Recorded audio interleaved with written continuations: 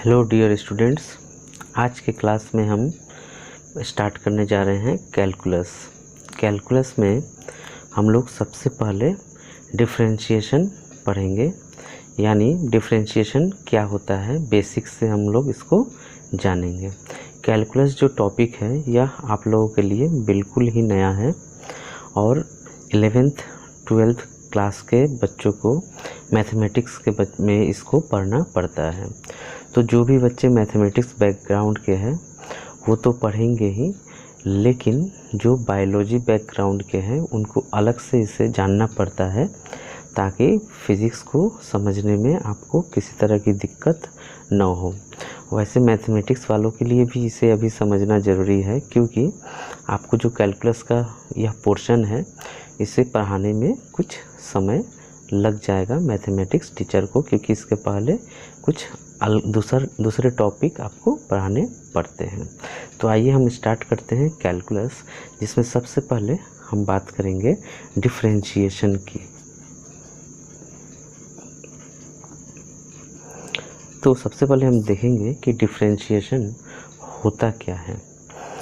तो हम लोगों ने सेकेंडरी लेवल में फंक्शन एक चैप्टर था जिसे हमने पढ़ा है, और किसी भी फंक्शन को हम y = f(x) से डिनोट करते हैं। यानी इसके कहने का यह मतलब है कि y x का एक फंक्शन है जो y जो है x पर डिपेंड कर रहा है।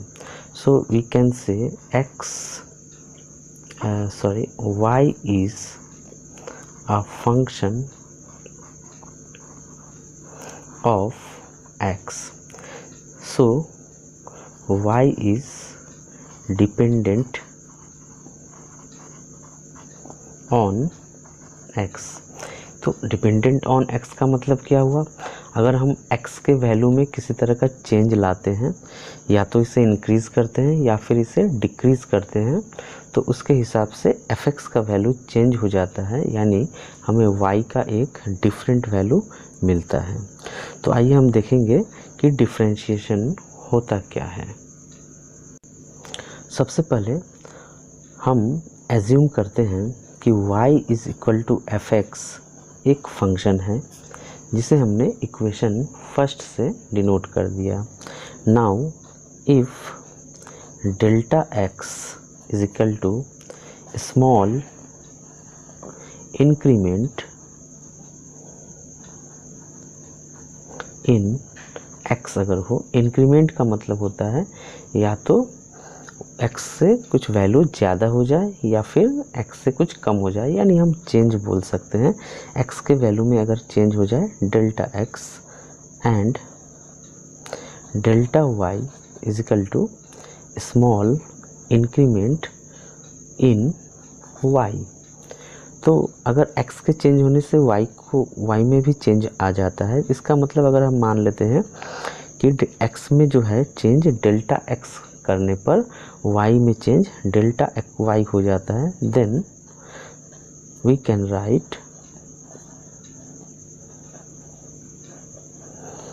y plus delta y = f(x) plus delta x। तो यहाँ देखिए, अगर हमने x का वैल्यू डेल्टा x से इंक्रीज़ कर दिया तो y का वैल्यू भी डेल्टा y से इंक्रीज़ हो जाएगा, जिसे आप अच्छी तरह से मेरे हिसाब से समझ चुके हैं। नाउ इक्वेशन 2 से हम इक्वेशन फर्स्ट को सब्ट्रैक्ट करते हैं, तो हमें क्या मिलेगा? y plus delta y and minus again y = f(x) plus delta x minus f(x). यहाँ y से y हमारा कैंसिल हो जाता है, तो हमें मिल जाता है delta y = f(x) plus delta x minus f(x). Now दोनों तरफ हम डेल्टा x से डिवाइड करते हैं। नाउ डिवाइडिंग both sides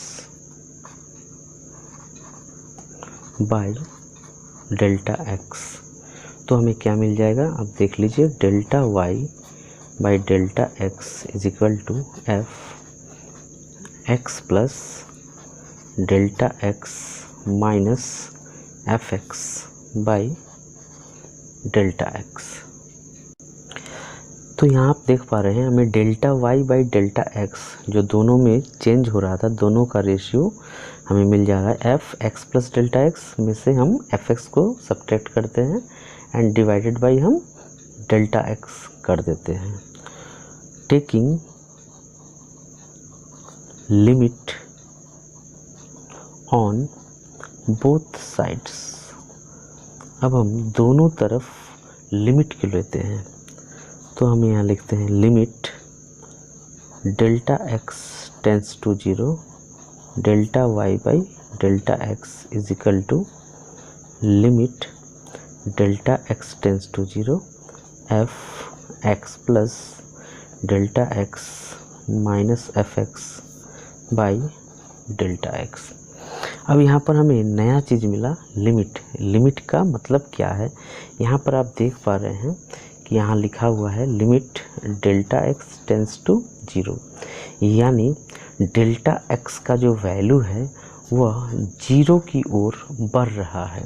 तो इसका क्या मतलब हुआ, तो अगर मान लीजिए आपने एक्स का वैल्यू 10 लिया था और इसमें बहुत ही स्मॉल इंक्रीमेंट डेल्टा एक्स को आप 0.01 या फिर 0.02 इस तरह का इंक्रीमेंट लेते हैं, तब आपको x प्लस डेल्टा एक्स का वैल्यू क्या मिल जाता है, 10.01 या फिर 10.02। यह जो इंक्रीमेंट है यह बहुत ही कम है। तो अब यहाँ पर बता रहा है कि डेल्टा एक्स टेंस टू 0, यानी 0.01 से भी कम वैल्यू का यह बता रहा है। यानी अगर हम कोई दूसरा वैल्यू ले लें इसका 0.001 या फिर 0.002, तो अब आप देख पा रहे हैं कि इसका जो वैल्यू है 0.01 से भी कम है, लेकिन यह वैल्यू 0 नहीं है। तो डेल्टा एक्स का मतलब हुआ कि आपने जो चेंज लिया वह 0 के नज़दीक का कोई भी वैल्यू हो सकता है और वह वैल्यू जनरली बहुत ही स्मॉल लिया जाता है। तो मेरे हिसाब से अब आप अच्छी तरह से समझ गए होंगे कि डेल्टा एक्स टेंस टू 0 का मतलब क्या होता है। तो अब यह जो लिमिट आपने ले लिया delta y by delta x, जब डेल्टा एक्स बहुत ही स्मॉल वैल्यू का हो जाए, यानी 0 के नज़दीक का कोई भी वैल्यू बहुत ही स्मॉल वैल्यू होगा और उससे आपने डेल्टा वाई में डिवाइड कर दिया, तो यह वैल्यू, इसे हम इस तरह लिखते हैं d y by d x that is equal to limit delta x tends to 0 f x plus delta x minus f x by delta x. तो यहाँ पर d y by d x that is called differential coefficient of y, इसे हम y का differential coefficient बोलते हैं और differentiation with respect to x बोलते हैं, यानी डिफरेंशिएशन इसे हम बोलेंगे of y with respect to, WRT हमने लिखा है, यानी विथ रिस्पेक्ट टू x। तो d y by d x का सिंपल मीनिंग हो गया differentiation of y with respect to x, यानी इसे हम d by d x of y भी पढ़ते हैं, जिसका मीनिंग होता है differentiation of y with respect to x या फिर डिफरेंशियल कोफिशिएंट ऑफ y भी बोलते हैं। यहाँ पर जो डी बाई डी एक्स है इसे हम ऑपरेटर बोलते हैं, यानी जो डिफरेंशिएशन प्रोसेस होता है उसको ऑपरेट करने वाला ऑपरेटर होता है। अब आइए हम ज्योमेट्रिकल मीनिंग ऑफ डिफरेंशिएशन को समझते हैं। यहाँ पर आपको एक ग्राफ दिखाया गया है जिसमें ए बी कोई कर्व है जिसे हम y बराबर fx से हमने डिनोट किया है और यह xy प्लेन में है। तो अब हम इस ग्राफ के हेल्प से समझेंगे कि डिफरेंशिएशन का ज्योमेट्रिकल मीनिंग क्या होता है। यह एक कर्व है जिसके किसी एक पॉइंट पर एक ही टेंजेंट खींचा जा सकता है, जैसा कि आप क्लास 10 तक के मैथमेटिक्स से नॉलेज ले चुके हैं। आइए हम इसके पॉइंट बी पर एक टेंजेंट खींचते हैं। तो आप देख पा रहे हैं यह टेंजेंट एक्स एक्सिस के किसी पॉइंट पर आकर कटता है और इस टेंजेंट को हमने एरो से दिखा दिया है और हमने मान लिया कि यह कोई एंगल थीटा या थीटा डैश इसे हम थीटा 1 से ही डिनोट करते हैं। अब हमने ए से बी को मिला दिया है और ए से एम को हम डार्क से मिला देते हैं और हमने मान लिया कि एंगल बी ए एम या एंगल थीटा हमारा एंगल हो गया। अब आप देख पा रहे हैं ए का कोऑर्डिनेट एक्स वाई है, यानी ओरिजिन से इसका एक्स एक्सिस पर डिस्टेंस एक्स कट करता है और वाई एक्सिस में डिस्टेंस वाई कट करता है। उसी तरह हमने मान लिया कि जो बी का कोऑर्डिनेट है एक्स प्लस डेल्टा एक्स है और y प्लस डेल्टा वाई है, यानी x एक्सिस से इसका डिस्टेंस ओरिजिन से x प्लस डेल्टा एक्स होगा पॉइंट b का कोऑर्डिनेट और इसका y कोऑर्डिनेट हो जाएगा y प्लस डेल्टा वाई। यह आप बहुत अच्छे तरीके से यहाँ से समझ सकते हैं।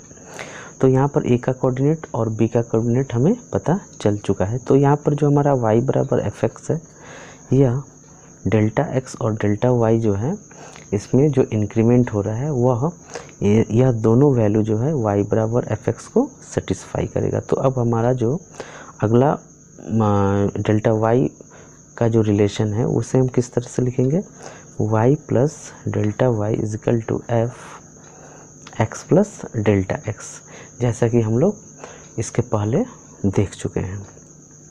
अब आइए हमने जो टेंजेंट खींचा है यह टेंजेंट एक्स एक्सिस के साथ थीटा एंगल बनाता है, theta 1 let theta 1 is equal to angle made bye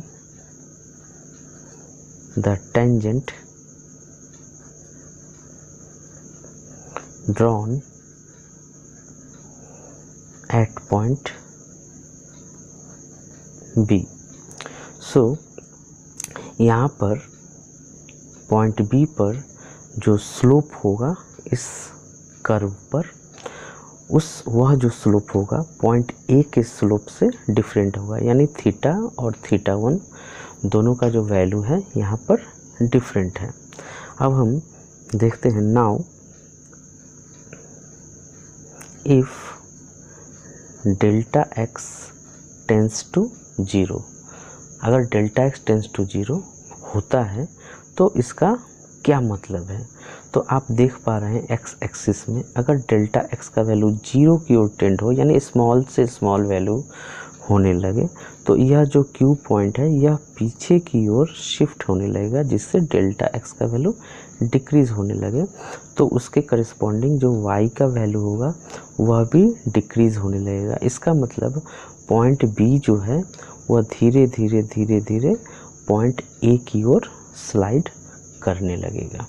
तो आइए सबसे पहले हम देखते हैं इन ट्रायंगल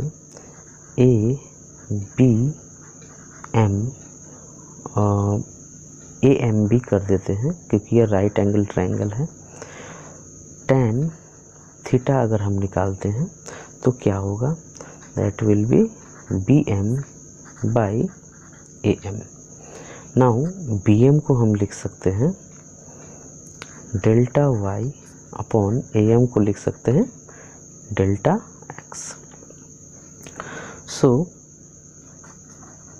tan थीटा इस कैन बी रिटेन एज, अब देखिए डेल्टा y को हम लिख सकते हैं BQ में से MQ को सब्ट्रैक्ट कर सकते हैं B Q minus M Q and by, इसे हम ए एम ही रहने देते हैं, तो अब हमें मिल जाता है बी क्यू का value y plus delta y and minus M Q को हमें मिल जाता है वाई बाई ए एम का वैल्यू हमें मिलता है डेल्टा एक्स। सो यहाँ पर देखिए tan थीटा का वैल्यू क्या मिल जाता है, y प्लस डेल्टा वाई को हम लिख सकते हैं f x plus delta x minus, और y के बदले हम लिख सकते हैं f x by delta x. तो अब होगा when if delta x tends to 0 this theta 1 tends to theta. अब आप देख रहे हैं कि इसका थीटा 1 जो है इस थीटा के बराबर डेफिनेटली हो जाएगा अगर b पॉइंट ए के बिल्कुल ही नज़दीक आ जाए।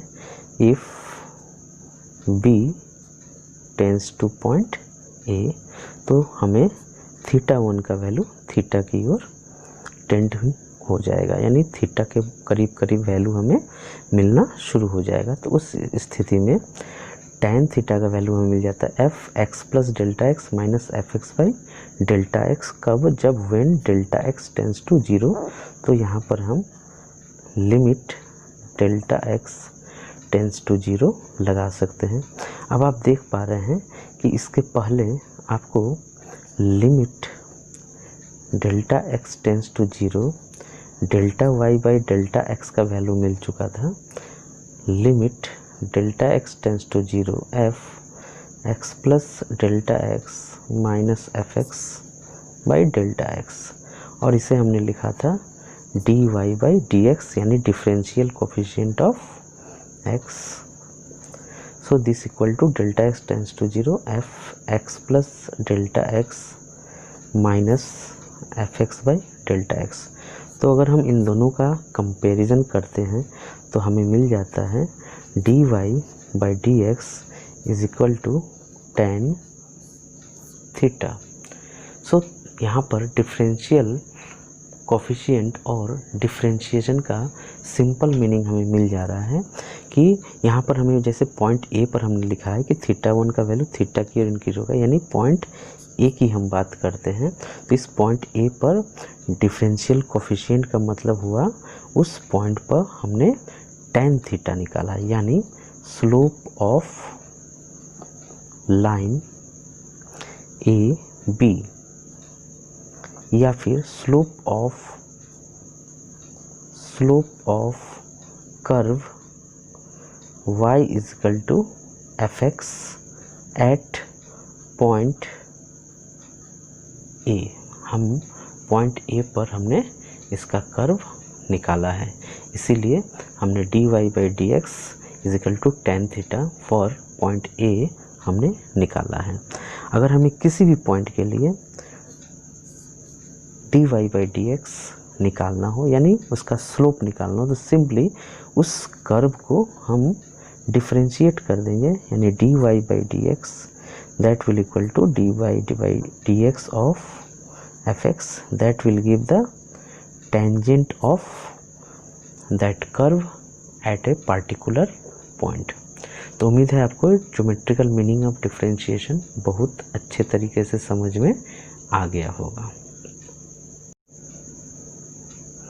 अब आइए हम कुछ डिफरेंशिएशन फार्मूला को यहाँ लिखते हैं और समझते हैं। तो पहला जो हमारा फार्मूला है वो बहुत ही सिंपल फार्मूला है, और यह जनरल फार्मूला इसे हम बोलते हैं डिफरेंशिएशन का, that is d by d x of x to the power n।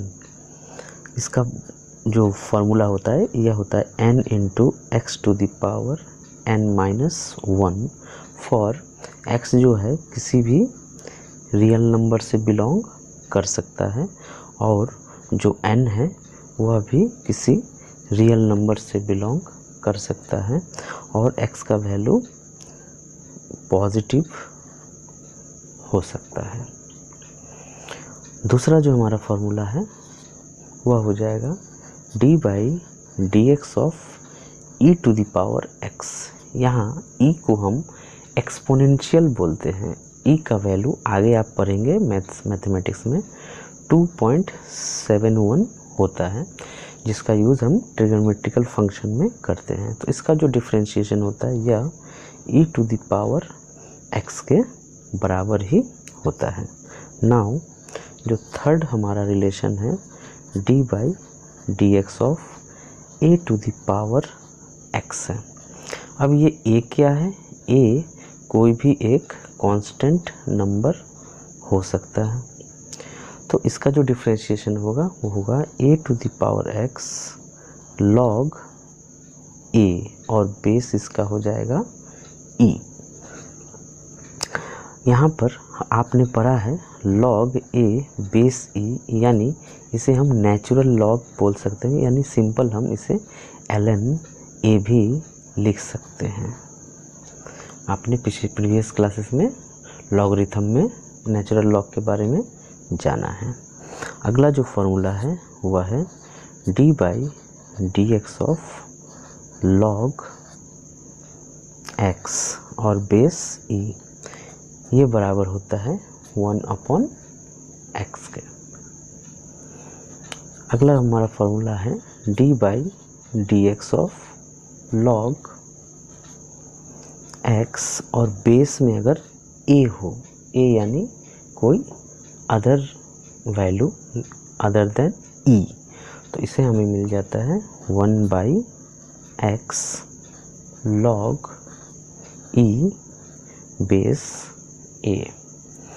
Number 6 हमारा फॉर्मूला है कुछ ट्रिगोनोमेट्रिकल फंक्शन यानी d by d x of sine x, इसे हम लिखते हैं cos x। अगला हमारा फंक्शन है d by d x of cos x, जिसे हम लोग माइनस साइन x लिखते हैं, और d by d x of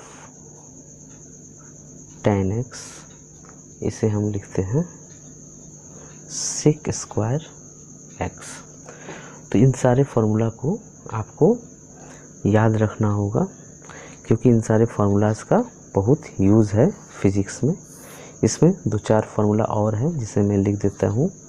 d by d x of cot x, that is minus cosec square x, and 10 d by d x of cosec x, that is equal to cosec x into cot x and minus. Now 11th number is d by dx of sec x, so this becomes sec x into tan x। तो इस तरह से हम बहुत सारे trigonometrical formulas को लिख पाते हैं डिफरेंशिएशन फार्मूला के हेल्प से। इसके बाद हम कुछ इन्वर्स ट्रिगोनोमेट्रिकल फंक्शन का डिफरेंशिएशन देखते हैं, जैसे कि d by d x of sine inverse x है, तो ये बराबर हो जाता है 1/√1 माइनस एक्स स्क्वायर। फिर से हम d by d x of cos inverse x करते हैं, तो हमें इसका नेगेटिव वैल्यू पहले वाले का मिल जाता है, यानी -1/√1 माइनस एक्स स्क्वायर। उसी तरह जब हम d by d x of tan inverse x करते हैं तो हमें मिल जाता है 1/1 प्लस एक्स स्क्वायर। और फिर जब हम डिफ्रेंशिएट करते हैं cot इन्वर्स x को, तो हमें negative of 1/1 plus x square मिलता है। इसके बाद हम डिफ्रेंशिएट करते हैं सेक इन्वर्स x को, तो हमें मिलता है 1/x under root x square minus 1।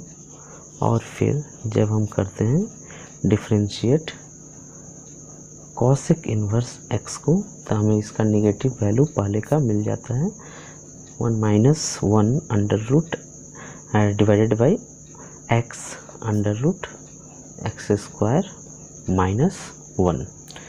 तो इस तरह से हमें different trigonometrical function, inverse trigonometrical function, algebraic function और लॉगरिथमिक फंक्शन के केस में डिफरेंशिएशन का वैल्यू और उसका फॉर्मूला निकालना हमने सीख लिया है। अब आइए आपको हम कुछ बेसिक फंक्शन का डिफरेंशिएशन निकालना सिखाते हैं। तो जैसे आपको अगर क्वेश्चन दे दें y इजिकल टू 4x³, इसका हमें डिफरेंशिएशन निकालना है, तो इसे हम कैसे निकालेंगे। तो यहाँ आप देखिए कि आपको फंक्शन दिया हुआ है y इजिकल टू 4 और x का पावर क्यूब। तो हमने आपको differentiation of x to the power n का वैल्यू बताया था, n into x to the power n-1, जो कि इसका फर्स्ट फार्मूला था। तो जब हम उसका यूज़ करेंगे तो अगर हम यहाँ देखते हैं y is equal to x to the power cube, यहाँ 4 एक कांस्टेंट वैल्यू है, तो जब भी हम dy बाई dx निकाल देंगे तो यह इस तरह से आएगा dy बाई dx और अंदर में 4x³। यहाँ देखिए x³ के साथ 4 कांस्टेंट लगा हुआ है, तो यह 4 जो है यह बाहर आ जाएगा और अंदर रह जाएगा d by d x of x to the power 3। अब आपका इस फंक्शन के रूप में यह सेट कर जाता है।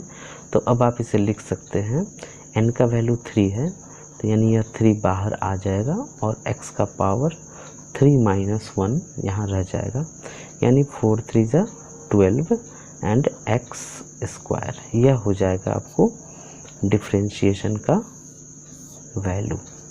तो इस तरह से बहुत ही सिंपल है डिफरेंशिएशन करना।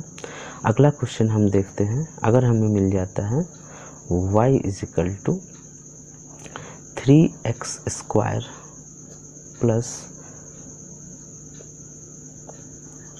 x टू द पावर 4, अब इसका कैसे करना है। यहाँ आप देख रहे हैं दो अलग अलग फंक्शन है, तो जब हम dy बाई dx करेंगे तो यहाँ पर दोनों को हम अलग अलग डिफरेंशिएट करेंगे। तो यहाँ हो जाएगा 3x² और फिर से d by d x of x to the power 4 हम कर देंगे।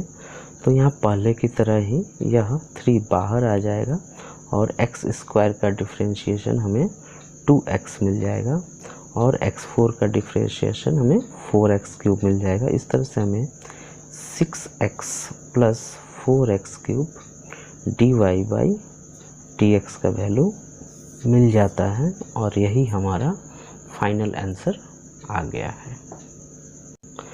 यहाँ पर एक नोट करने वाली बात यह है कि आप देख रहे हैं जब भी फंक्शन के पहले कोई कांस्टेंट टर्म है वो बाहर निकल जाता है। यानी अगर आपको डिफरेंशिएशन देता है कोई कांस्टेंट नंबर हो और उसके बाद वेरिएबल जिसका डिफरेंशिएशन आपको करना हो, तो यह कांस्टेंट हमेशा बाहर आ जाएगा और इसके अंदर आपको यह वेरिएबल टर्म रह जाएगा। अब आप इसका डिफरेंशिएशन करके इस कांस्टेंट के साथ मल्टीप्लाई कर सकते हैं। इसी तरह एक सेकंड इम्पोर्टेंट पॉइंट है कि अगर सिर्फ कोई कांस्टेंट टर्म दिया हुआ हो, कोई नंबर दिया हुआ हो, चाहे वो रैशनल नंबर हो, इरेशनल हो, रियल नंबर हो या फिर नेगेटिव पॉजिटिव कुछ भी नंबर हो, तो उसका डिफरेंशिएशन ऑलवेज 0 होता है। आइए इस पर एक एग्जांपल देखते हैं। हमें क्वेश्चन दे दिया y is equal to 5x to the power 4 plus 3x³ plus 4x² and plus 9। अगर इसका डिफरेंशिएशन करना है तो simple dy by dx is equal to हम लिखेंगे dy by dx of 5x to the power 4 plus d by d x of 3x³ plus d by d x of 4x² and plus d by d x of 9।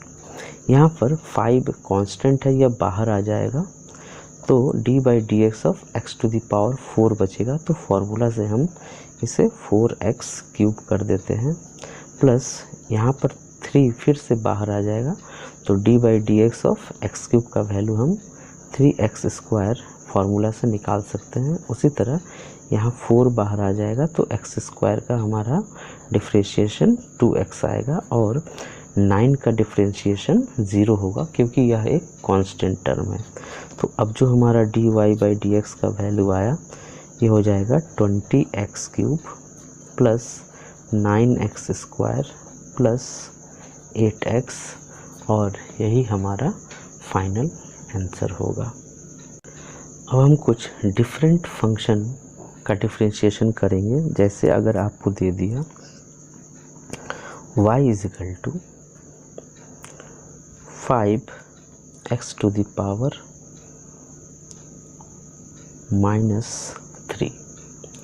Plus e⁻x, इसका differentiation करना है तो हम कैसे करेंगे, dy/dx = फिर से हम dy/dx of 5x⁻³ plus dy/dx of e⁻x को लिख दिया।